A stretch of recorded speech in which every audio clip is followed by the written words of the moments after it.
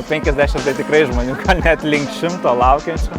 Bandysim ir mes stoti į eilę. Jau norisi pasprukti iš miesto šurmulio ir norisi gamtos. Sakyčiau, toks šiek tiek pikantiškas. Šiliukas ateina labai stipriai. Kartais tiesiog reikia biškį ir atsitraukti, pagalvoti, peržiūrėti, ką galima galbūt ir kitaip daryti. Kanalą paliekam kol kas atostogose.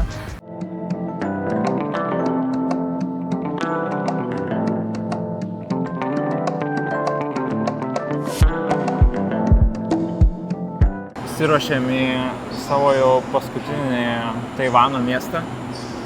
Vadinasi Hualien.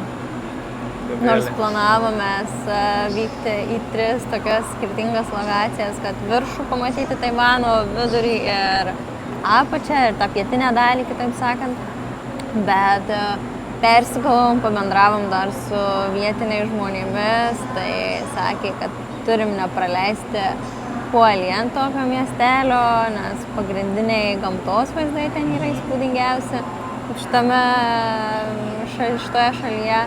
Tai sugalvojom taip kirsti kelią į kitą pusę, tik aišku, ta kelionė mūsų nusimato, kad turim grįžti į Taipėjų, ten persėsti su traukiniu ir toliau vykti. Tai šiandien nusimato 5 valandų kelionė. Viena, turbūt ilgiausia, nežinau, Vietname mes gal kažką tokio suslypim balsais esam keliavę, bet čia ne. Aš bent jau irgi iš ryto su ChatGPT kalbėjau, ką žmonės, kaip atsiliepė Hualien po jo keliavę. Tai vienas dalykas irgi, kadangi daug kas su tais traukiniais keliauja, tai kad tikrai nėra labai patogus, komfortiški ir panašiai. Ir ta kelionė biškį gadina. Ir kitas dalykas, ką tu ir minėjai, aišku, gamtos kampelis ir kad pats kaip miestas, tai jis pakankamai ramus, toks ramybė dvelkiantis. Tai jo, tai Taivanas bus tokio, bent jau pamatysim kažkiek žalumos tos. Jau norisi pasprukti iš miesto šurmulio ir norisi gamtos. Tai tikiuosi tą ir gausim ir viskas bus taip, kaip suplanuota. Jo, tai dabar prisirašėm visokių podcastų, šiaip visokių kažkokių dalykėlių, kaip tas 5 valandas prastum, nes tikrai 5 valandas daug, tai jeigu tu neįsimiegos, gali pamiegot, bet jeigu nemiegosi, tai reikia kažkokios veiklos. Bet iš kitos pusės mes praeitą kartą, kai vykom, tai stovimuose vietose pusę laiko, o šito turėjom prabūtai kampuose prasėdėjom, tai man atrodo, čia vis tiek bus pasaka palyginus. Palyginus. Ką jau švilpukai buvo, atvažiuoja mūsų traukinukas, čiupu. O, dar geras, tai su anime visai šitais. 116 mūsų, tikrai mūsų. Ir mūsų yra, reikia, man atrodo, kuri ten 11 turi. Aha. Atitaisim savo mantą, reiks tik užkelti, šiek tiek biškį riešą, buvo pasitempęs prieš tai, nes neliftų naudojamės, kaip nors. Dabar žiūriu į savo šitą traukinį ir man toks jausmas, kaip būtume tokiuose senesniuose kautros autobuse, nes visas tos sėdynės tokias irgi neturime, kažką kautra turėjo, man atrodo, tik pas juos būdavo mėlynai geltonos spalvos, čia raudonos. Tai senokas šiaip traukinys šitas, aš manau, kad jau tų greitieji traukiniai yra naujesni padaryti, o šitie tokie normalu, kad ir kaina jų mažesnė yra, tai nėra jau tos sėdynės kažkokios labai ir pats visas traukinys atrodantis naujai, bet šiaip kvapo kažkokia nėra smarvės, tai jau tas yra gerai. Man tik normaliausias tas traukinys ir viskas yra daug vietos kojom, tikrai daugiau vietos negu važiuotumėm autobusu. Todėl faina. Viskas, jau atvykome po savo ilgos kelionės traukiniu, bet viskas labai sklandžiai praėjo ir dabar kiek matėm. Tai, žodžiu, nebuvo galima išsikviesti Uberio, tai reikėjo pasinaudoti vietiniu taksi. Bet toks iš karto jausmas, kad čia toks kurortas, labai fainai. Ir mes ką savo... Mūsų viešbutis vadinasi 102, čia turbūt pagal gatvę 102. Matau, ruošia mums tapkės. Labai moderniai. Hello. Hello. Here, okay. Čia atsimenu kaip Sapo, kur buvo labai daug dumblo, tai reikėdavo palikti savo tapkės. Tai yra nepalikti tapkės, palikti savo batus, o pasimti tapkės. Nu ką, atvykom ir į savo kambarį jau, pasiėmėm žemėlapį, jų kalba aišku viskas parašyta, bet vis tiek išsivertus tikriausiai rasim tam tikrų neblogų lokacijų. Pagrinde tai kiek praėjom koridoriais, tai šiaip labai tvarkingai viskas atrodė. Labai jaukus kambariukas, iš pirmos tokios emocijos, tik tai kaip visą laiką, jeigu lango nėra, tai ne faina, bet čia buvo geriausias pasirinkimas pagal turimus finansus ir lokaciją, ką galėjom turėti šiandien dienai, tai manau visai faina. Man asmeniškai dabar, kadangi labai artimai dar šiandien buvom praeitum viešbutį, tai tam buvo iš karto tas šviesumas, jaukumas ir čia dabar jungiam jau kondicionierių, tai oro trūkumas yra, tai iškai čia asmeniškai, bet gali būti, kad dar bus to oro vėliau įdės ir bus kitaip jausmas, to labiau, kad dabar jau mūsų yra po 17:33. Aš galvoju, kad mes turėsim langą, realiai ir turim, bet biškį į sieną. Jo, nelabai. Tai, žodžiu, gal užverčiam? Vonia, gal net sakyčiau, geresnė turbūt už tą praeitą. Čia jau ir atskirta bent jau tualetas nuo būtent dušo, tai tas gerai ir šiaip visai. Bet vis tiek vanduo bėgs, nes nėra to nuolydžio. Tai realiai turėsim tą patį rezultatą. Bet fainai šiaip atrodo, man visai šitą fainesnė man Vonia bent jau.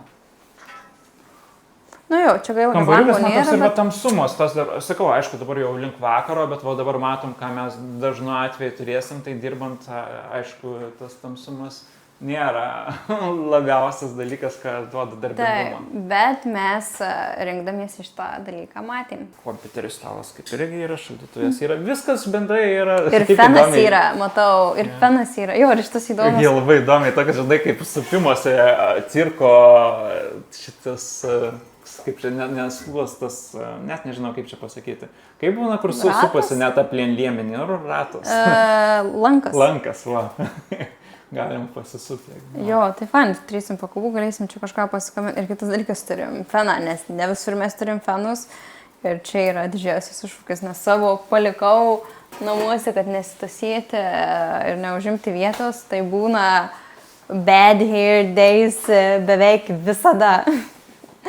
Tai va, bet tai bent jeigu yra kažkoks feniukas, jau priškai gerai prasipūsti plaukus, bent jau kažkas. Taip, tai kol padarėm viešbučio apžvalgą, pas mus jau ir sutemo, keliaujame dabar tokiu coffin toast. Tai kiek skaičiau, čia yra tokios kaip skrudintos duonos taustai, galima sakyti skropta tokia duona ir pridėta įvairių įdarų. Populiariausia yra, kiek žinau, su jūros gėrybėm, dažnai būna medaus vištiena ir dar daug labai skirtingų, tai neįsim jau vietoje, pasižiūrėsim, kas siūlo. Keliavom ir iš karto pamatėm tą vietą, nes pati pirmoji buvo, tik tai problemėlė ta, kad visi žmonės čia laukia būtent į ją. Aš negaliu patikėti, kad tokiu laiku, visas šitas įėjimas, ir nežinau, čia link, 50 tai tikrai žmonių, gal net link 100 laukiančių. Bandysim ir mes stoti į eilę. Ok, teks palaukti. Dabar įdomu, kaip mums pavyks su juos susikalbėti, nes savo kalbą matom visi kalbą. Black pepper beef. 黑椒牛肉 Yeah, black pepper beef, yeah. ，one One. Then kung pao. combo chicken And honey, ne? Tada Smoked honey. honey, smoked honey Minci chicken. kinci. Yeah, this one. Taip, dabar kaip tik atėjau pasižiūrėti, kaip čia jie viską gamina. Tai matom labai daug taustų ir va būtent jie įskoptuoti ir pridedama labai daug įdaro. Veiksmas čia vyksta. Pasėmiau jau lauknešėlį ir kas įdomu, kad net nežinojom, kad atnešė, tiksliau davė mums 3 netokias arbatas. Tikiuosi, kad čia arbatos bent jau iš vizualo, nežinau. Nors paragavim iš karto. Jo, saldi arbata, tiesiog žalia. Nors gal net ne žalia, juoda. Aš nesu labai ekspertas arbatų. Ir mūsų taustai. Jau kvapas sklinda. Tai atrodo viskas taip viduj. Aišku, jei sitrauksiu, gal bus geriau matysis. Ėmėm 3 skonius. Vienas yra kung pao chicken. Antras turėtų būti smoked honey chicken. Ir trečias jau čia toks klasikinis variantas, tai yra black pepper beef, juodųjų pipirų jautiena. Čia spėjau, gal net ir bus ta jautiena pagal vaizdą.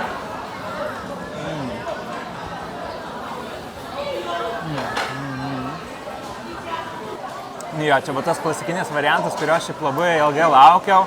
Tai jautiena tiesiog su pipiriukais taip gerai sumarinuota ir taip skaniai dera. Ir dabar galim net pasižiūrėti, kaip čia viskas viduje atrodo, pabandysiu atverti, va.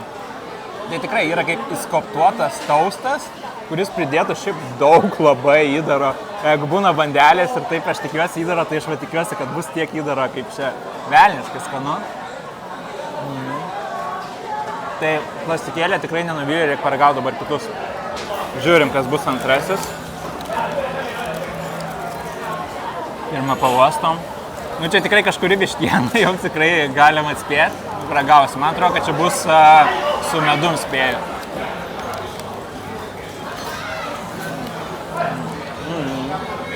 Labai įdomus variantas. Šiaip šitas, nors ir tas man labai patiko, šitas dar įdomesnis, man labai patinka, kai būna poskoniai su tuo smoked rūkymu.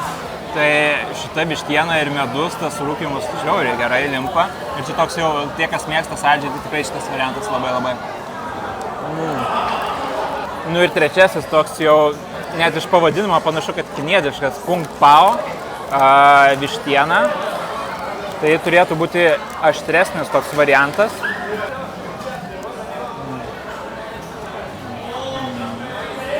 Sakyčiau, toks šiek tiek pikantiškas.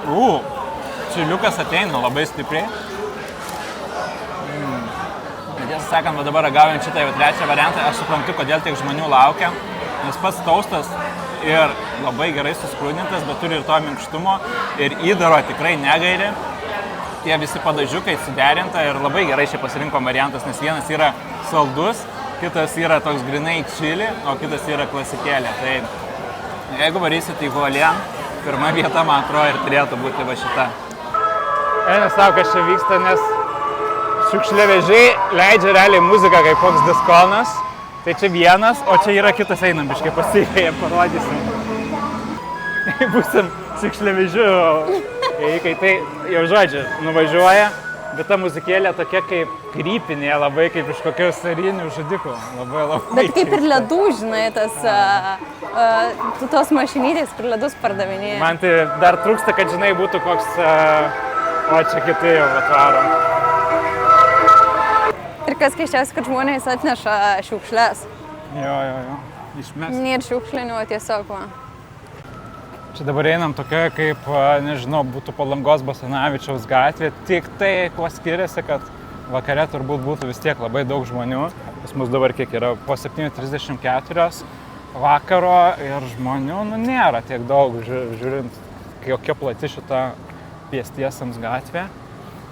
Tai gal, kaip ir sakėm, tas miestelis labai pakankamai ramus, lėto gyvenimo ritmo, bet viskas šiaip tvarkingai. Žmonės susitvarkę, gyvena, kas atostogauti atvaro, kas šiaip pasižiūrėti miestelio. Jo, tai po lengvojo lietaus įsiruošėm nueiti iki pakrantės, kadangi jau esame prie jūros, tai čia vienas artimiausių turbūt dabar ėjimų, kur einame, apie pusvalandžio kelio.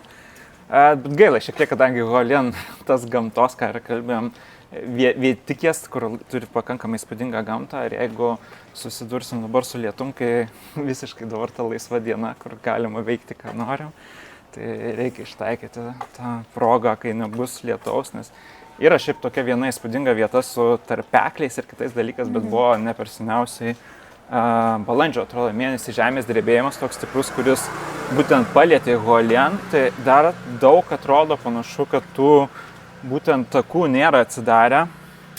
Tai labai dvejojam, ar vykti į tą, nes ten jau reikėtų kokią 1,5 valandos kelio, jeigu autobusu. Nežinau, metro irgi gal, ar ne kažkas? Šiaip autobusai pagrindai ten važiuoja. Jo, tai dabar kol kas apeisim apylinkes, pakrantę. Sužiūrėsim, gal šiaip kažką dar įspūdingo bendrai, net einant, kaip kartais būna va su tom šventyklom, ką užmatom, pamatysim. Priartėjom jau pakrantę, matom tokia akmenuota, labai daug akmenų šiaip sumesta, sudėta. Nežinau, kiek čia natūraliai, turbūt didžioji dalis tikrai yra čia sunešti. Tai pakrantė bent jau iš čia kas matosi, kad niekas nesimaudo ir aišku tos bangos didelės, tai apskritai klausimas, ar Taivano labai daug vietų yra paplūdimi, kur maudosi, nes bent jau nesu labai daug girdėjęs. Gavom dar iš arčiau pasižiūrėti vaizdo, labai didelis garsas nuo bangų ir tokie labai čia jau smulkus akmeniukai visą pakrantę.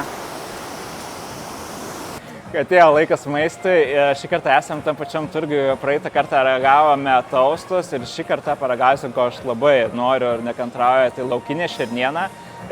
Čia Hualien mieste jie ragauja vietiniai beveik kiekvieną dieną ir ji populiari dėl to, nes aborigenai, tie pirmieji žmonės, kurie buvo apsigyvenę Taivane, būtent medžiodavo ir ragaudavo šernieną. Labai įdomus patiekalas, niekada aš nesu ragavęs. Tai eisim pasižiūrėti ir tikiuosi nesušlapsiu visas, nes ten lyja kiaurai. Taip, tai vieta vadinasi Harlumi Mami Mimi Hakar ir matau, jie kaip tik dar turi ir skraidančią žuvį, čia be šitą mieste irgi labai populiari. O čia būtent tai, ko aš noriu paragauti, tokiose dešrelėse tą laukinę šernieną pateikia, tai paragausi. Matau, dar yra ir visokie krabukai, vištiena, šį kartą šernienai skrisime laiką. Davė mums numeriuką, sakė atneš ir dar kažkaip norėjau biškai papasakoti apie tuos aborigenus, šiaip vis užmirštu šitą žodį, norėjau sakyti tiesiog pirmykščiai žmonės. Tai čia Hualien mieste ta istorija šiaip pakankamai gali, nes metėm įtėjęs į šitą turgų yra net tokios didelės skulptūros įdėsi, va, kaip vizualiai atrodo tų pačių aborigenų. Ir yra labai daug restoranų, būtent kur pateikia kaip ir to vietinių žmonių ir tų pirmykščių žmonių patiekalus. Tai ant to Hualien tą turizmą savo veda ir sakė, va, kaip tik ta skraidanti žuvis irgi skaitosi kaip jų patiekalų, tai ką jie valgė. Ir šiaip labai daug visokių tokių skirtingesnių patiekalų. Gal dar užsuksim į kokį grinai aborigenų restoraną, kad parodyti dar. O ką dabar laukia mūsų tos šernienos. Gerai, žiūrime, šiaip geras. Dėžutė tai tokia kaip gimtadienio, balionukai, dovanytės. Ir šalia beje galiu parodyti, turim ir eglutę iš butelių, man atrodo, sudėta. Tai irgi toks įdomesnis variantas, čia kaip, nežinau, mano gimtadienio šerniena dabar bus. Žiūrime, atidarom mūsų dėžutę. Opa. O, geras, šitoks lietuviškų šašlykų variančiukas dar, jeigu būtų kažkokie agurkiukai kažkas, bet su tuo žaliu svogūnu. Tai šiaip tai šito kelionėje net nelabai pamenu, kokie patiekalai buvo su svogūnais. Aš nežinau, kodėl pasidariau kaip sušiam iešmelis, bet galima užteks vienos. Ok. Neblė sakė, jau buvo ragaus. Aš nesu dar ragavęs. Tai tikrai nesulyginsiu su kiauliena arba jautiena. Nežinau, ar čia būtent tas išgrinimas, ar ta yra tokio maltinumo tos mėsos, bet ji labai minkšta. Ir man kas patinka, kad iš išorės ji tokia turi karamelizavimą, ar kažkokia matosi ten turbūt padažais buvo tepta. Tai turi tokią vėl saldų, kaip medaus, gal jaučiu kažkokią užtepimą. Pažiūrėsim kaip su svogūniuku.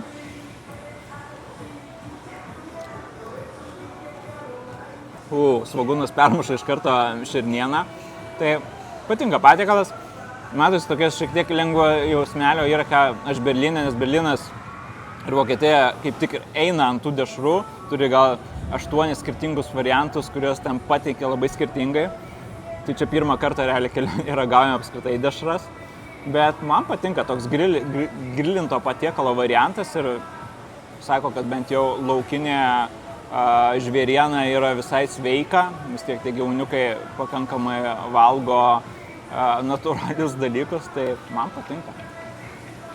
Atkeliavom į savo Hualien parkelį esančias pakrantės ir jau kelios dienos šiaip galvoju, kaip čia pasakyti kažką, bet realiai norime padaryti pertrauką savo nekelioniai, kelionių vlogų ir montavimam ir filmavimam. Reikia poilsio, pusę metų kūrėme, darėme ir toks jausmas, kad šiaip aišku norėjosi šiek tiek kitokio rezultato, kažkaip tie YouTube algoritmai nors ir ten raginom jūs komentuoti, laikinti ir panašiai, niekaip nepramušdavo. Dabar kažkaip po paskutinios Taivano videkų galvojam žiauriai nuostabi ir mums labai patinkanti šalis ir kelionė ir panašiai. Tai tos peržiūrės nekilo. Tai supratom kažkaip, kad daug įdedame, tikrai labai daug ir savo laisvo laiko kelionės tam skiriame ir jo, nėra gražos, tai norim pailsėti. Tiesa. Ir šiaip iš tiesų tai dar norim labai padėkoti tie, kurie žiūrėjot, kurie tikrai komentavot, nes tokių buvo, tai tikrai labai vertinam ir buvo tikrai mums patiems ir pamokos čia, ir tam tikras ir perlipimas per save, tam tikri nauji iššūkiai ir dėl to tikrai nesigailim, kad pabandėme, darėme, o gal kada ir toliau darysime tai, bet kartais tiesiog reikia biškį ir atsitraukti, apgalvoti, peržiūrėti, ką galima galbūt ir kitaip daryti. Ir tiek. Jo, labai Gabrielė teisingai sako, šiaip labai daug mums šitie vlogų darymai išmokė, man pačiam asmeniškai ir tos niekad visiškai nieko nebuvau montavęs iš tokių videko skirtų YouTube'ui, kažkiek Instagram'ui tuos pačius reelsus kažką pasidarėm ir panašiai, bet tikrai daug praktikos ir daug jaukiau jaučiamės prie kameros, kas irgi fainai. Aš visiškai neįsivaizdavau, kad galėsiu kalbėti taip į kamerą. Aš negalėdavau klausyti savo balso, tiesą sakant, jeigu būdavo filmuota kažkokia medžiaga, o dabar tiesiog priimi taip kaip procesą, kaip save ir čia toks laimėjimas ir savo, kad tiesiog priimti dalykus, kai jie yra. Tai va, tai dar tokios mintis, jau Gabrielė užsiminiau, šiaip tikrai mus galėsite matyti tos pačiam socialiniuose tinkluose, tai Instagram'e ir gastrolentų storiukų pašeirinsim, kur mes keliausim, kur mes judėsim. Aš dar to pačiu galvoju grinai į maisto tematiką daryti savo Instagram'e, tai irgi biškai naujai patobulėti, pasibandyti, pasižaisti. Ir ką su YouTube'u žiūrėsim, nežinau, ateis gal naujų minčių, kaip čia dar kažką kitaip gal daryti ir visiškai gal kitokį formatą, kas tikrai ir jūsų auditoriją žiūrinčia, ir tai naujai auditorija, kurią irgi tikėtume pritraukti daryti. Tai kanalą paliekam kol kas atostogose, o vėliau žiūrėsim. Atsisveikiname, sakom iki. Dar kartą ačiū, kad žiūrėjai. Tai iki susimatymų. Ate.